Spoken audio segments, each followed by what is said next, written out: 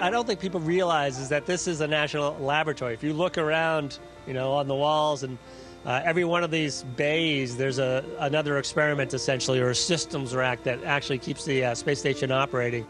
This place is incredible. We've had astronauts living and working on the space station for over 22 years of continuous presence at this point, and it's really an honor to get to continue that tradition. Thank you very much for all your help this morning. Thank you for all your help today, and I'm excited to learn more about what we're printing here and see how it goes. For the last 2 months, I've been working on a lot of experiments, and I recall working on heart tissues. I saw some heart tissues beating in space, and it was incredible.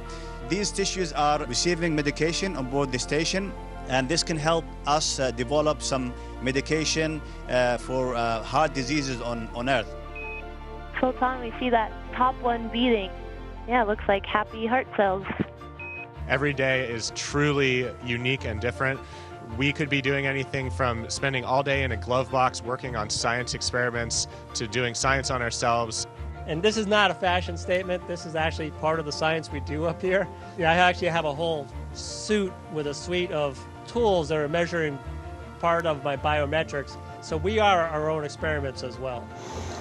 This is actually a cylindrically shaped airlock that we have the capability to put small payloads inside of and send them out to space. So this is our launcher that deploys these small satellites. There's a spring in the back, and that provides the force to launch the satellites.